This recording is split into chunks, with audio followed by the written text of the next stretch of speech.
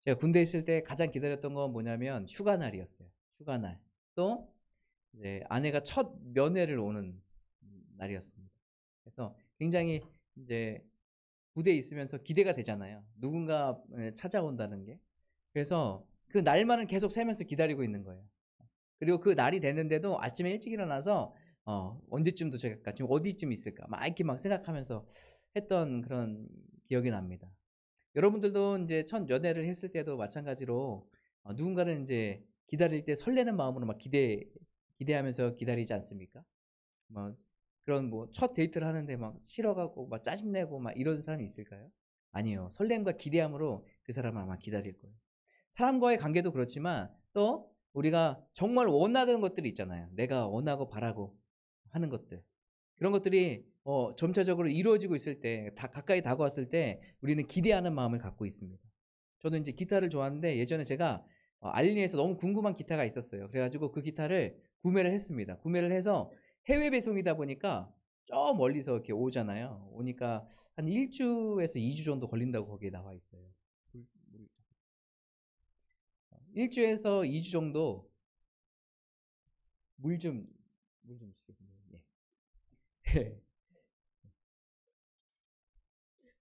1주에서 2주 정도 이제 걸린다고 했어요. 그래서 제가 그거를 이제 주문했고 기다리는데 그냥 언제 올까? 오매불망 그것만 기다리는 겁니다. 얼마나 괜찮을까? 어느 정도의 퀄리티일까? 막 이런 걸 막 생각하면서 기대하는 마음으로 제가 그것을 기다렸던 생각이 들었습니다. 우리가 무언가 우리가 원하고 바라는 그 기다림이 있는데 우리가 그것을 기다릴 때는 항상 어떻게 해요? 기대하는 마음으로 기다린단 말이에요. 기대하는 마음으로. 어, 우리가 이런 기대하는 마음이 우리 안에 있길 바라는데 그것이 우리 사람과의 관계도 있고 또 어떤 내가 원하는 것도 있겠지만 제일 먼저는 우리 예수 그리스도의 만남의 그 기다림이 기대되는 저와 여러분 되셨으면 좋겠습니다. 오늘 말씀해 보면 특별히 시므온이라는 사람이 등장합니다. 성경에서 시므온이라는 사람이 등장하는데 이 시므온이라는 사람에 대해서 소개를 하면서 25절에 이렇게 나와 있어요. 예루살렘에 시므온이라는 사람이 있으니 그래서 예루살렘에 시므온이라는 사람이 살고 있었어요. 이분은요 좀 나이가 많으신 분입니다. 학자들에 따라서 뭐 나이가 얼마 정도 됐을 거다 하지만 그 정확히는 모르죠. 그러니까 굉장히 노년의 삶을 살았을 거다라는 이야기를 하고 있습니다. 그래서 시므온이라는 사람이 있는데 이 시므온이라는 사람이 어떤 사람인지에 대해서 25절에 이렇게 나와 있어요. 이 사람은 의롭고 경건하여 이스라엘의 위로를 기다리는 자라 라고 이야기하고 있어요. 또 한 가지 성령이 그 위에 계시더라. 우리가 성경에서 많이 보면 우리가 특별히 신약 성경에서 사복음서에서 여러분 이렇게 칭찬받은 사람은 별로 없거든요. 정말로 이렇게 좋게 평가하는 사람들이 별로 없어요. 다 뭐 바리새인 서기관들 이렇게 보면 그들이 신앙이 너무나도 좋았더라 이런 얘기가 없고 다 화 있을진저 막 이렇게 말씀하시고 그리고 율법주의에 빠져가지고 사람들 미혹해하는 사람들 보통 이렇게 묘사를 하고 성경은 이야기를 하고 있거든요. 그런데 오늘 시므온이라는 사람에 대해서 말씀하시면서 이 시므온이라는 사람은 의롭고 경건하여 이스라엘의 위로를 기다리는 자라. 그래서 성령이 그 위에 계시는 사람이라고 소개하고 있습니다. 그리고 의롭고 경건하다. 의롭고 경건하다는 뭡니까? 하나님의 말씀을 받는 대로 그대로 행동했던 사람이라는 얘기예요. 그리고 하나님을 경외하는 사람이라는 얘기예요. 예배에 충실하게 온 마음을 다해서 드렸던 사람이라는 거지. 또 한 가지는 이스라엘의 위로를 기다리는 자라는 무엇일까요? 이때 당시가 어떤 상황이었죠? 로마의 속박에 있었던 상황이에요. 그러니까 이 메시아가 오셔서 어떻게 한다고 생각했어요? 로마의 속박에서 우리를 구원하고 우리는 부강한 나라가 될 거야 이렇게 생각했단 말이에요. 이 사람들이. 이 시몬이라는 사람도 이 나라를 생각하면서 걱정한 나라를 위해서 기도했던 사람이에요. 하나님의 그 메시아가 이 땅 가운데 오기를 원합니다. 하고 날마다 기도하면서 이 나라를 위해서 기도했던 사람이 바로 이 시몬이라는 사람이에요. 그러니까 이 사람은 개인적인 경건 생활도 잘하는 사람이었고 개인적인 것뿐만 아니라 이 나라를 위해서 기도했던 사람이 바로 이 시몬이라는 사람이라. 저는 이 모습을 보면서 정말 이 성경에서 좋은 평가를 하고 있다. 우리는 삶을 살아가면서 하나님 앞에 어떤 평가를 받으면서 삶을 살아가고 있을까? 저거 구제불능이네. 저거 안 되겠네. 하나님 앞에 이런 평가를 받으면서 우리가 삶을 살면 안 되잖아요. 그렇죠? 지금이라도 우리가 우리의 마음을 돌이켜서 정말로 하나님 앞에 경건한 사람, 예배를 사모하고 간절함으로 주님 앞에 나가는 사람이 되길 바랍니다. 이 시므온이라는 사람이 무엇을 기다렸냐면 그 메시아, 그분을 기다렸어요. 성령께서 무엇을 말씀하셨냐면 네가 메시아를 볼 것이다라는 그 감동을 주셨다라고 얘기해요. 그래서 26절에 이렇게 나와 있습니다. 그가 주의 그리스도를 보기 전에는 죽지 아니하리라 하는 성령의 지시를 받았더니라고 이야기하고 있잖아요. 오늘 25절에 성령이 그 위에 계셨는데 성령께서 그에게 말씀하신 거예요. 뭘 말씀하셨어요? 네가 메시아를 볼 것이다. 죽기 전에. 그러니까 이 시므온은 지금 누굴 기다리고 있는 거예요? 죽기 전에 메시아를 기다리고 있는 거예요. 그분이, 이스라엘을 구원해 주실 그분이 오실 것이다. 나는 그분을 만나게 될 것이다. 하나는 기대함을 갖고 있는 거예요. 그래서 기대함으로 날마다 살아가고 있는 모습을 보여주고 있죠. 그래서 27절에 보면 이렇게 나와 있습니다. 성령의 감동으로 성전에 들어가매, 성령께서 지금 뭐예요? 감동으로 성전에 들어갔다고 얘기하는 건 성령께서 이끄셨다는 거예요. 성령께서 이 시몬이라는 사람을 이끄셔서 어디를 들어가요? 성전으로 들어갔어요. 성전에 들어갔는데 마침 거기 누가 나타납니까? 요셉과 마리아가 아기 예수를 데리고 성전 안으로 들어가는 것이에요. 여기서 만나게 됩니다. 만나게 돼서 오늘 18절에 이렇게 이야기합니다. 시므온이 아기를 안고 하나님을 찬송하여 이르되, 오늘 그렇게도 바라고도 원했던 누굴 만난 거예요? 메시아를 만난 거예요. 그런데 이 메시아가 어떤 모습이었습니까? 성인으로서 굉장히 학식이 뛰어나 보이고 능력이 많아 보이는 그런 사람이었습니까? 아니잖아요. 아기 예수잖아요. 그 아기를 보고서 이분이 이 땅 가운데 오신 메시아구나라는 것을 알았어요. 그리고 나서 어떻게 합니까? 그 아기를 안고, 예수님을 안고 찬양하기 시작해요. 하나님 주님을 높이기 시작해요. 내가 정말로 바라고 원했던, 그 기대했던 그 예수가 지금 어떻게 해요? 이 땅 가운데 오신 거예요. 그리고 내가 만나게 된 거예요. 이분이 얼마나 감격했을까요? 정말 내가 노년까지 내가 바라고 원했던 그 예수님을, 그 메시아를 만난 이 감격과 기쁨, 말로 표현할 수 없겠죠. 만나자마자 어떻게 됩니까? 하나님을 찬양하기 시작합니다. 그리고 29절에 보면 주제여 이제는 말씀하신 대로 종을 평안히 놓아주시는다. 이제 나를 평화롭게 해주시는구나, 평안으로 인도해 주시는구나 하는 것을 깨닫게 되죠. 그리고 이 예수님이 어떠한 분이신지에 대해서 오늘 30절부터 쭉 나와 있는데요. 30절에 보면 이렇게 나와 있습니다. 내 눈이 주의 구원을 보았어. 뭘 보았다고요? 구원을 봤다고요. 구원. 예수님이 어떤 분이세요? 메시아는 어떤 분이세요? 이스라엘 백성들을 구원해 주시는 분이세요. 구원자라고 지금 선포하고 있는 것입니다. 또 한 가지 31절에 이는 만민 앞에 예비하신 것이에요. 예전에 구약 시작 때 하나님께서 선지자를 통해서 선포했던 그 메시아, 그분이 뭐예요? 지금 예비하셨던 그분이 나타나신 거예요. 또 32절에 보면 이방을 비추는 빛이요. 예수님이 무엇이라고요? 빛이시라고요. 예수님께서 사복음서를 통해서 말씀하신 게 뭡니까? 나는 세상의 빛이요. 그래서 이 빛은 우리에게 무엇을 줍니까? 생명을 주는 것이에요. 오늘 그것을 이야기하고 있습니다. 그러면서 주의 백성 이스라엘의 영광이니다라고 선포하고 있습니다. 그러면서 이 메시아가 어떤 분인지에 대해서 선포하고 있어요. 이 시므온을 보면서 우리가 그 예수 그리스도를 기다리는 자들, 어떠한 마음과 어떠한 삶으로 살아가야 될까, 어떠한 자세로 살아가야 될까를 여러분과 같이 한번 나누려고 합니다. 지금 우리가 대림절을 보내고 있는데요. 예수님께서 이 땅 가운데 오신 것을 초림이라 그래요. 그래서 십자가에 못 박혀 돌아가시고 부활하시고 살로 승천하셨죠. 그리고 이제 예수님께서 내가 너에게 다시 오겠다라고 말씀하셨죠. 그것을 재림이라 그래요. 그래서 우리는 이 시기를 재림을 기다리는 시기라고 해요. 특별히 교회력에서는 12월 1일 이때부터 무엇을 얘기하냐면 교회력의 시작이라고 얘기해요. 우리는 처에 1월 1일이 교회력의 시작이 아니라 이 12월 1일이 교회력의 시작이라고 얘기해요. 그건 뭡니까? 예수 그리스도의 그 오심을 기대하면서 기다리는 이 순간부터가 바로 뭐예요? 시작이라는 것이에요. 그래서 우리가 예수 그리스도의 오심 이 4주간 동안 여러분과 같이 예수님에 대해서 같이 말씀을 나누려고 해요. 그래서 시므온은 예수님이 어떻게 기다렸을까요? 첫 번째는 이거예요. 첫 번째는 뭐예요? 말씀을 믿고 기다렸다는 거지.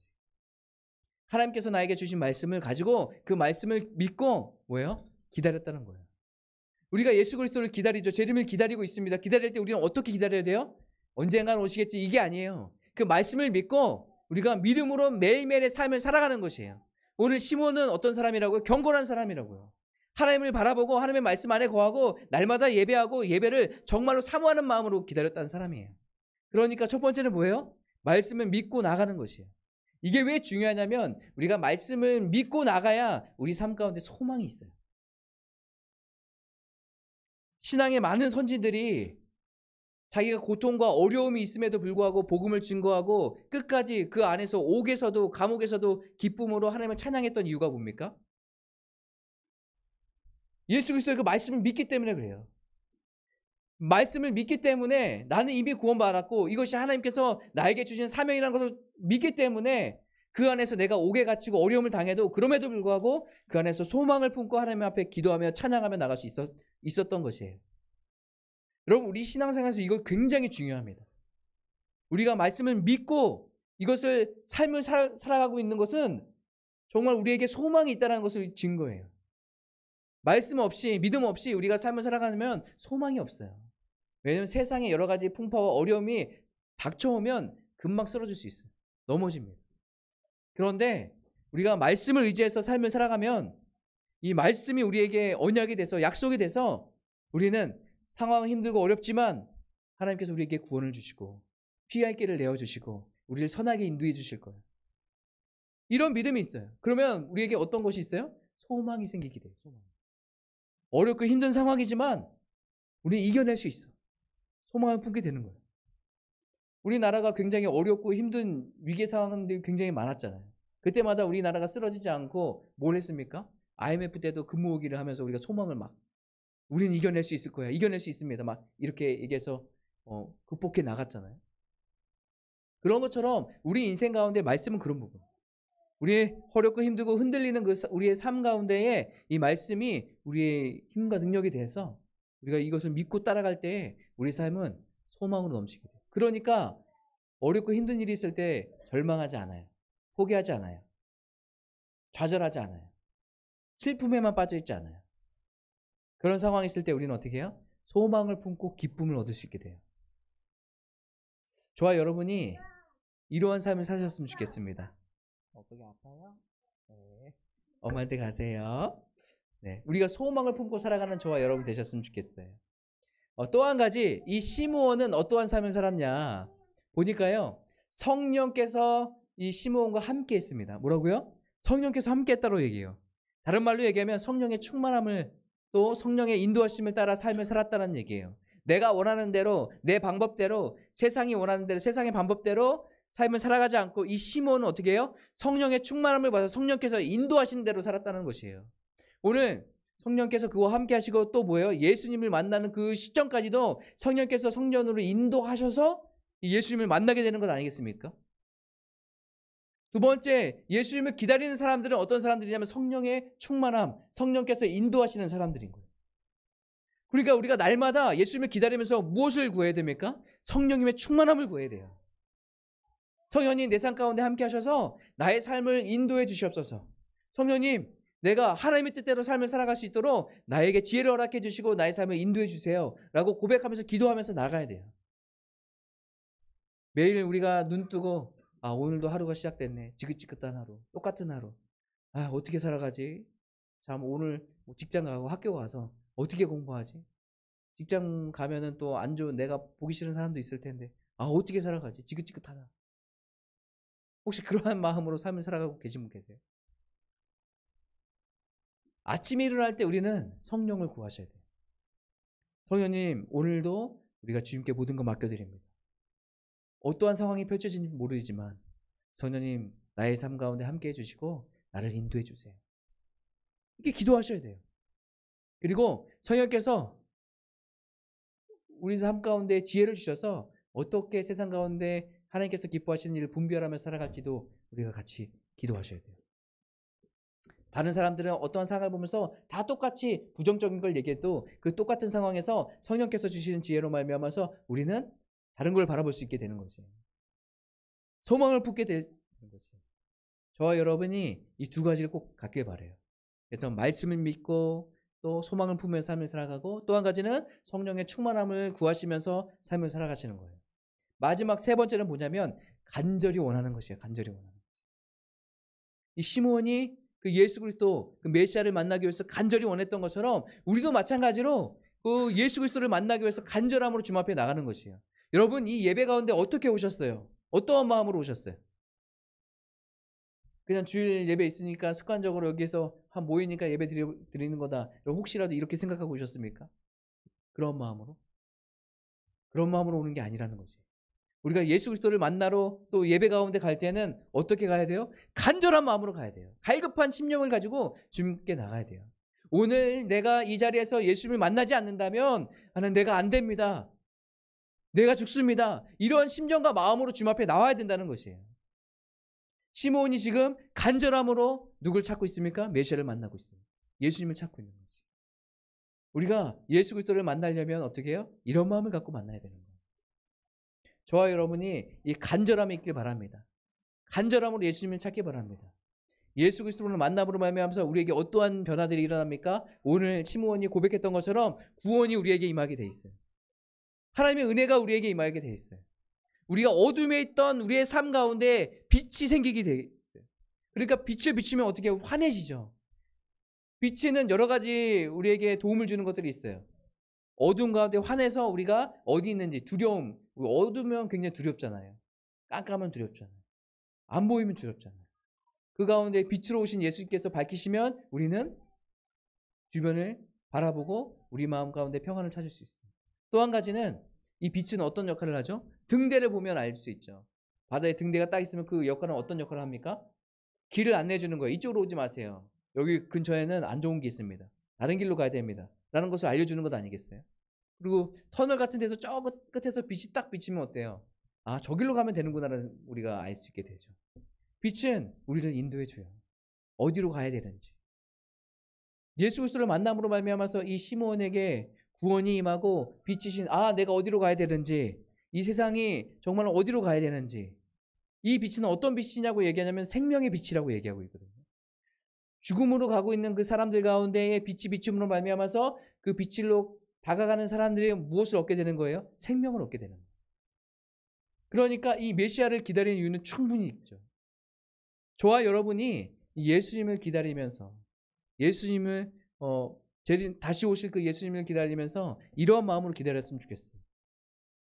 예수님, 우리 삶 가운데 오시옵소서. 날마다 성령, 예수님께서 오실 때 그 임할 때는 누구도 알지 못하죠. 그렇죠? 그래서 우리는 날마다 뭘 하고 있어요? 기다리면서 충실하게 말씀을 의지하고 말씀을 믿고 따라가고 소망 가운데 거하고 또 성령님을 의지하면서 성령의 충만함을 구하면서 날마다 기도하고, 그 무엇보다도 우리가 주님 앞에 나갈 때 간절함으로 나가는 우리의 삶이 되었으면 좋겠습니다. 이것이 바로 예수님을 기다리는 사람들의 자세인 거예요. 마음인 거예요. 여러분, 이것을 기억하시고 우리가 정말로 주님 앞에 주님을 기다리면서 믿음으로 소망을 품고 또 성령의 충만함을 구하면서 간절함으로 주님을 찾고 나가는 저와 여러분의 삶이 되셨으면 좋겠습니다. 우리 시간에 같이 찬양하고 함께 기도하실까요?